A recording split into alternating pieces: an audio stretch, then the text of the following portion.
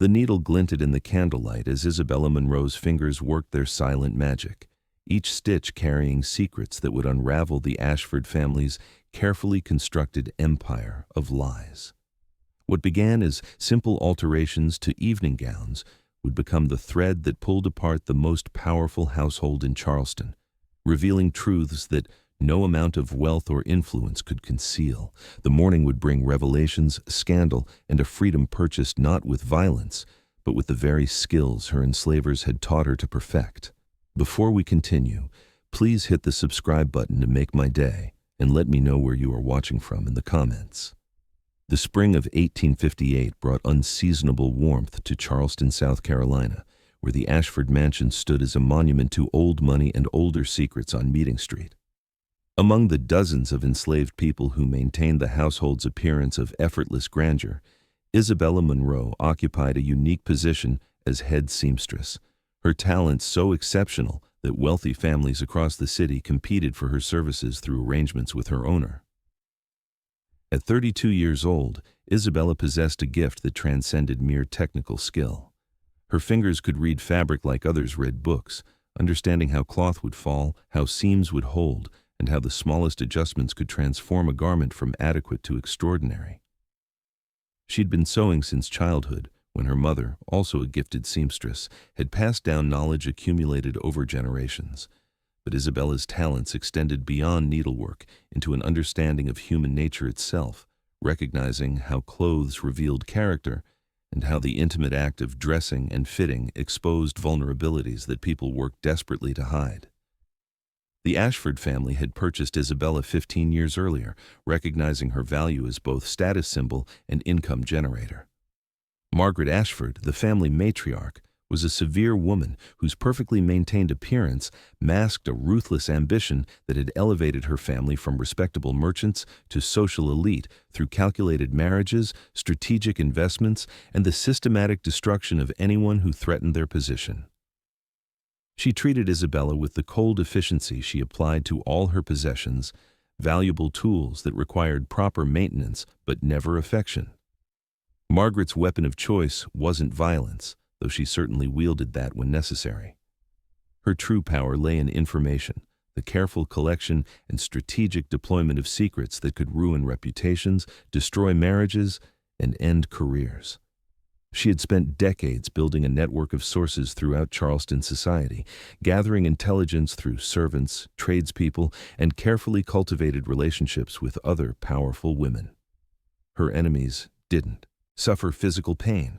They simply found themselves erased from society, their names never mentioned in polite company, their businesses mysteriously failing, their children unable to secure advantageous marriages. Isabella had witnessed Margaret's methods firsthand during her years in the Ashford household. She had seen families destroyed by whisper campaigns, had watched as carefully orchestrated scandals removed business rivals, had observed how Margaret manipulated social dynamics with the precision of a chess master. The matriarch's power extended throughout Charleston's elite circles, making her someone to be feared rather than loved, respected rather than trusted. Those who crossed Margaret Ashford found themselves facing consequences that lasted generations. The turning point came on a humid May afternoon when Isabella was summoned to Margaret's private chambers for a fitting. The matriarch was preparing for the season's most important social event, the Beauregard Ball, where Charleston's elite gathered to celebrate their own magnificence while conducting the real business of maintaining power structures that benefited families like the Ashfords. Margaret had commissioned an elaborate gown designed to announce her continued dominance of Charleston society, and Isabella had been working on the dress for months. As Isabella worked, kneeling to adjust the hem while Margaret stood motionless on the fitting platform, the matriarch received an unexpected visitor. Carolyn Beauregard, whose family was hosting the upcoming ball, arrived in a state of barely controlled panic. Margaret dismissed Isabella with a wave, but the seamstress had learned long ago how to make herself invisible while remaining within hearing distance. She busied herself organizing supplies in the adjoining dressing room, her presence so commonplace that the two white women forgot she existed. Caroline's distress stemmed from the discovery that her husband, Thomas Beauregard, had been conducting an affair with a free woman of color, a relationship that violated not just marital vows, but the complex racial codes that governed Charleston society. Worse, Thomas had been indiscreet, writing letters that could prove devastating if they became public. Caroline needed Margaret's help to contain the scandal before it destroyed her family's reputation and their daughter's prospects for an advantageous marriage. Isabella listened as Margaret offered her assistance, but the price she demanded revealed the true nature of her character. In exchange for helping suppress Thomas's scandal, Margaret required Caroline to support the Ashford family's acquisition of property that the Beauregards had been seeking for their own business expansion. The negotiation was cold and transactional, two powerful women trading in human suffering and social destruction with the casual efficiency of merchants discussing cotton prices. What truly captured Isabella's attention was how Margaret planned to resolve Caroline's problem. The matriarch intended to frame the free woman of color for theft, using false evidence to have her arrested and transported out of Charleston, effectively eliminating her from Thomas's life while discrediting any claims she might make about their relationship. Margaret already had enslaved servants prepared to provide false testimony, documents ready to be forged, and officials paid to ensure the woman's conviction. The entire apparatus of Charleston's justice system would be deployed to destroy an innocent person for the convenience of the city's elite. Isabella felt something harden inside her as she listened to these plans.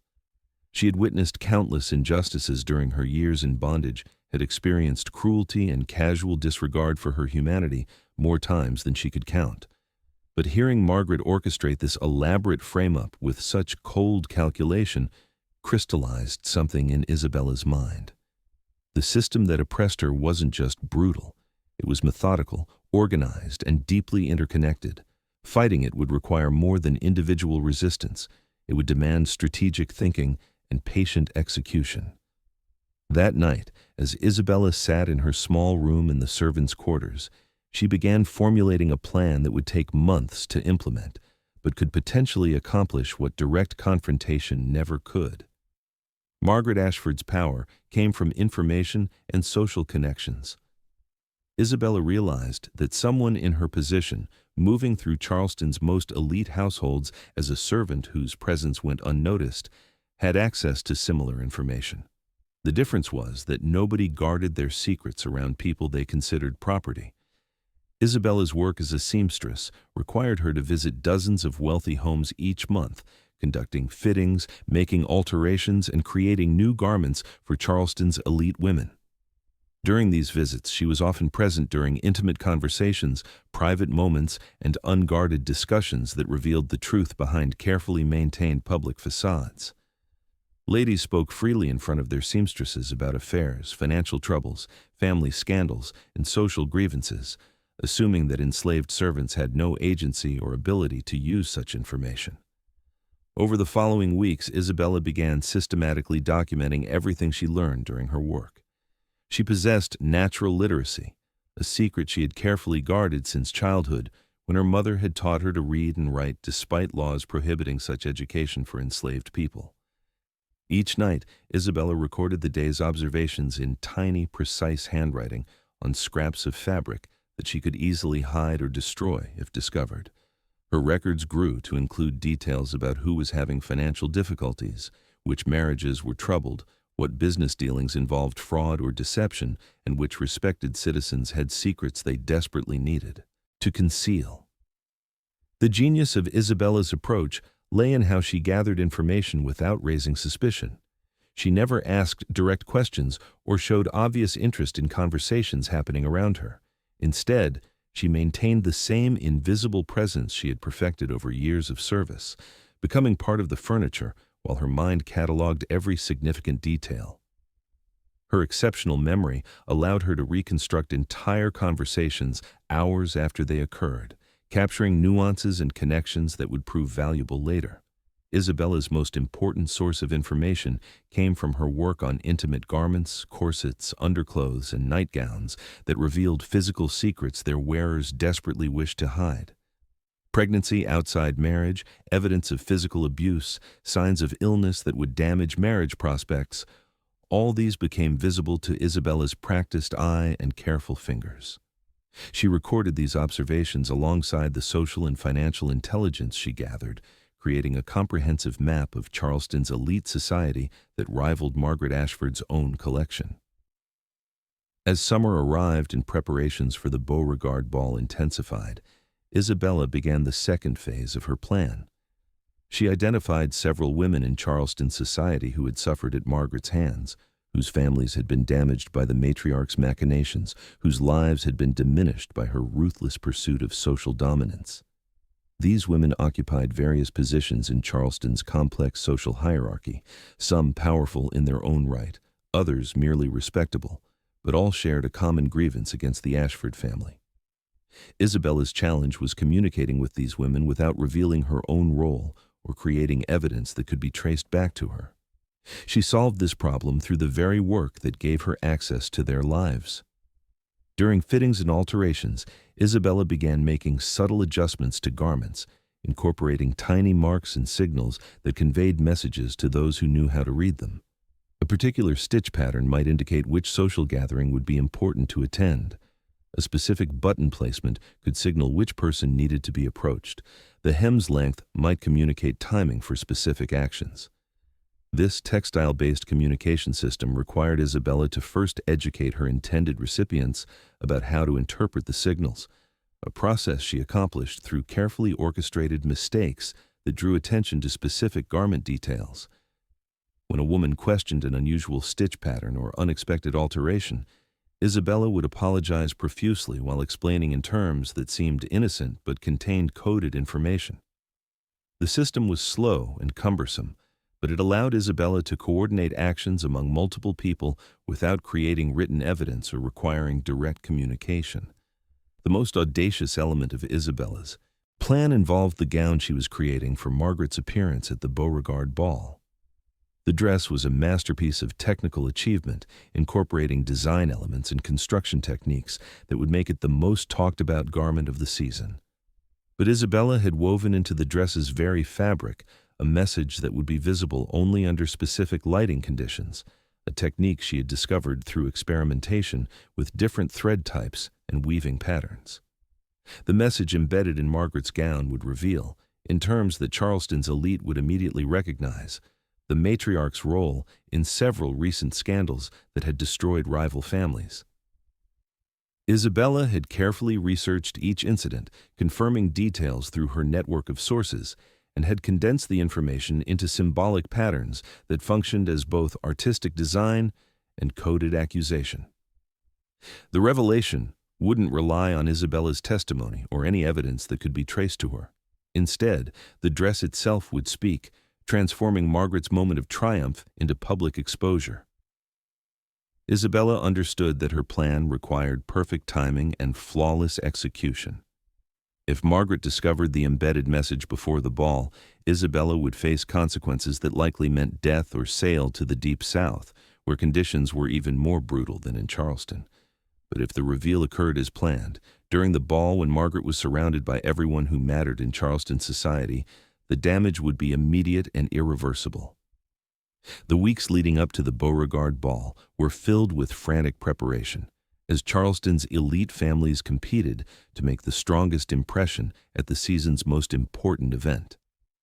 Isabella worked 18-hour days completing garments for dozens of clients, maintaining her reputation for excellence while secretly coordinating the various elements of her plan. The physical exhaustion was overwhelming, but she drove herself forward with the knowledge that this opportunity might never come again.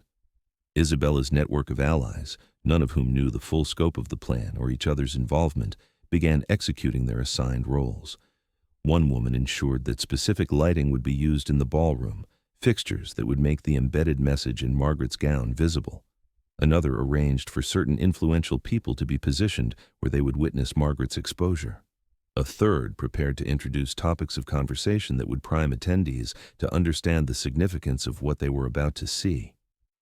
The night of the Beauregard Ball arrived with oppressive humidity that made the city's usual smells more pungent and the social atmosphere more tense. Isabella completed the final adjustments to Margaret's gown in the early afternoon, her fingers trembling slightly as she secured the last seams that would hold everything in place. The dress fit perfectly, its construction flawless, its appearance exactly what Margaret had demanded. The matriarch examined herself in the mirror with cold satisfaction, seeing only the surface beauty that Isabella had created, while remaining blind to the deeper message woven into every thread. Isabella accompanied the Ashford family to the Beauregard mansion, as was customary for personal servants whose skills might be needed during the evening. She would spend the ball in the servants' area, theoretically available if Margaret required alterations or repairs to her gown. In reality, Isabella positioned herself where she could observe the main ballroom without being noticed, watching as Charleston's elite society gathered for their celebration of wealth and power. The evening proceeded according to the rigid protocols that govern such events, with arrivals carefully orchestrated to reflect social hierarchies and political alliances.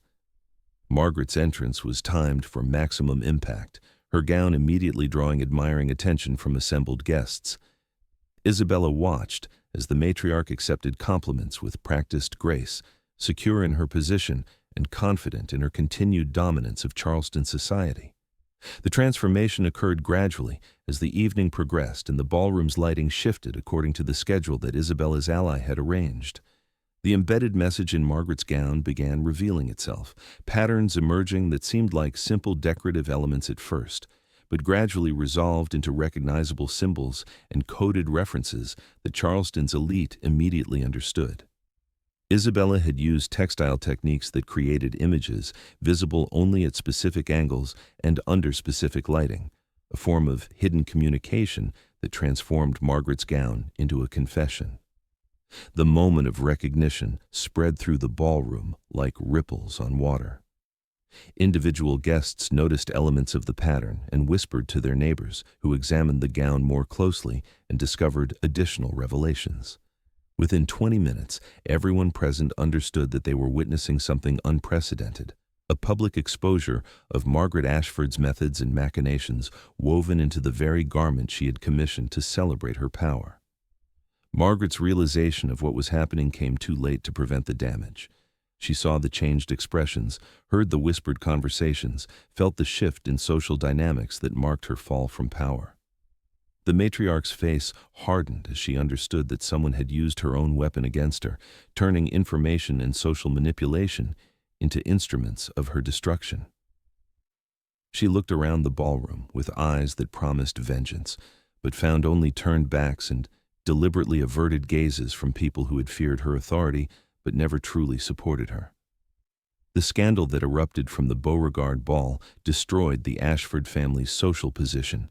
Within weeks, families that Margaret had damaged saw their opportunity for revenge and provided additional evidence that confirmed the accusations woven into her gown. Business partners withdrew their support, social invitations stopped arriving, and the complex network of influence that Margaret had spent decades building collapsed like a house built on sand. The family faced financial ruin as their commercial enterprises failed without the political connections that had sustained them. Isabella watched these developments with carefully concealed satisfaction, maintaining her role as invisible servant while Charleston society tore itself apart processing the revelations. The investigation that followed focused entirely on how Margaret's secrets had been discovered and revealed, with suspicion falling on rival elite families rather than on an enslaved seamstress whose existence barely registered in the consciousness of those conducting the inquiry.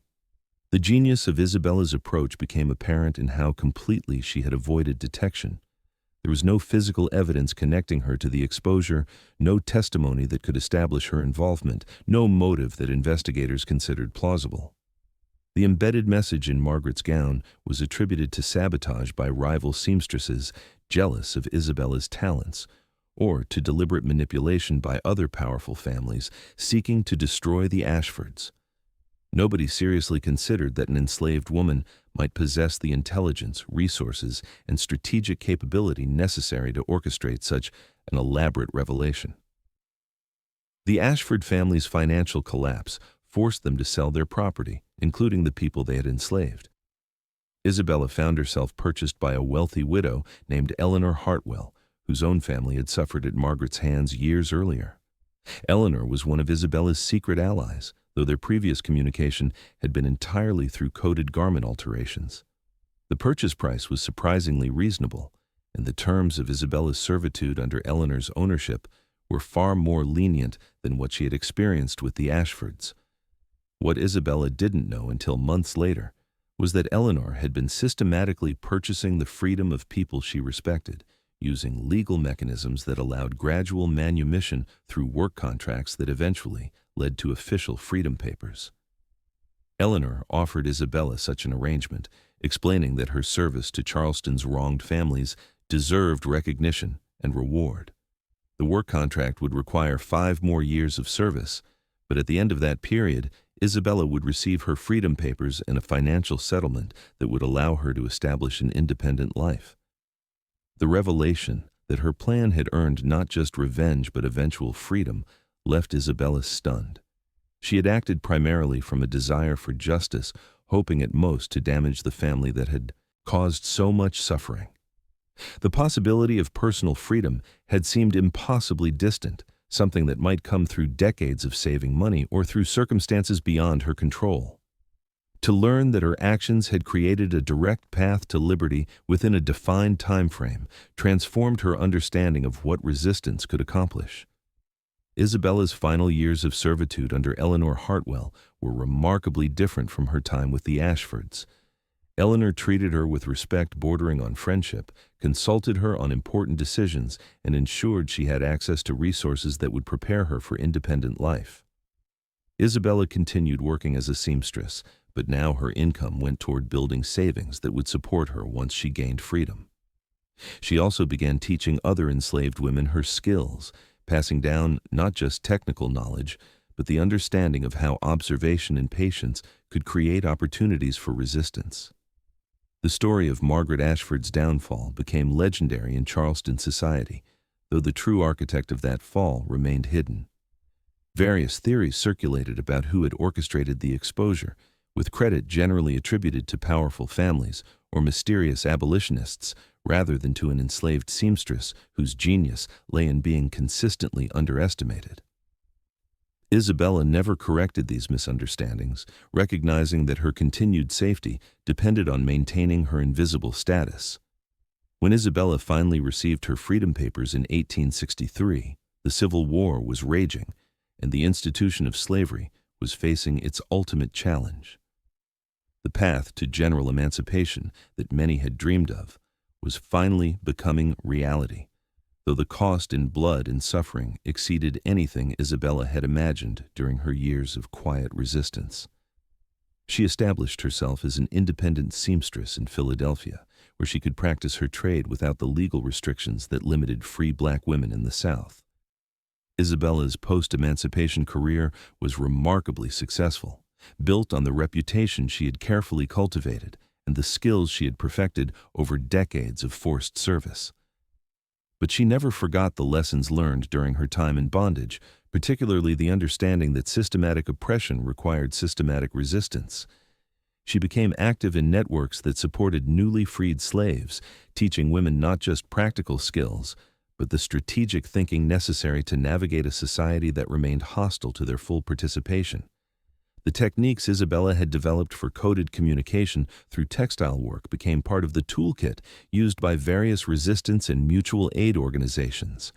Her insight that enslaved people's apparent invisibility could be transformed into an advantage for gathering and deploying information influenced how later civil rights activists thought about organizing under oppressive conditions. The idea that the skills forced upon oppressed people could be weaponized against their oppressors became a recurring theme in resistance movements. In her later years, Isabella occasionally shared carefully edited versions of her story with younger activists who sought her counsel. She emphasized the importance of patience, strategic thinking, and understanding how systems of oppression functioned before attempting to challenge them. Her account of bringing down the Ashford family through nothing more than needle and thread became a powerful metaphor for how seemingly powerless people could find leverage points that more obvious forms of resistance might miss. The broader impact of Isabella's actions extended beyond the immediate destruction of one powerful family. The scandal she orchestrated had revealed how thoroughly Charleston's elite society was built on secrets, blackmail, and systematic abuse of power. The exposure contributed to a gradual shift in how people thought about social hierarchies and the mechanisms that sustained them.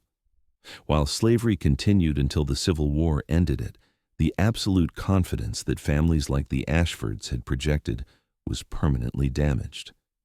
Isabella lived to see the Reconstruction period and the initial efforts to build a more equitable society in the South, though she was under no illusions about how difficult and incomplete that process would be. She understood that legal freedom was only the first step in a much longer struggle for genuine equality, and she devoted her remaining years to building institutions and networks that would support that struggle across generations. Her seamstress shop became a gathering place for activists and organizers who recognized that the fight for justice required both immediate action and long-term strategic planning. The needle that had glinted in Candlelight all those years ago had indeed stitched Margaret Ashford's downfall, thread by thread, secret by secret, until the entire carefully constructed facade collapsed under the weight of its own contradictions. Isabella had proven that intelligence and patience could accomplish what violence alone never could, that understanding a system's weaknesses was more powerful than attacking its strengths, and that even the most thoroughly oppressed person retained agency if they were clever enough to recognize and exploit it. In the end, Isabella's triumph lay not just in her personal escape from bondage or her successful revenge against the Ashford family, but in her demonstration that resistance could take forms that oppressors never anticipated or defended against. The seamstress, who'd been taught her skills specifically to increase her value as property, had transformed those very skills into instruments of liberation. The invisible presence that was supposed to mark her powerlessness became the source of her greatest strength, and the patience that was supposed to indicate resignation instead became the foundation for methodical, devastating action against the system that had sought to dehumanize her. The story of Isabella Monroe continued to inspire generations of activists who understood that the fight for justice required not just courage, but creativity, not just passion, but patience, not just resistance, but strategic thinking about how to dismantle oppressive systems from within. The seamstress, who had stitched secrets into silk, had shown that even the smallest acts of resistance, when properly planned and executed, could tear apart structures that seemed unassailable. Her legacy lived on in every person who refused to accept that apparent powerlessness meant actual helplessness, who understood that the tools of oppression could be turned against oppressors, and who recognized that sometimes the quietest revolution could be the most profound.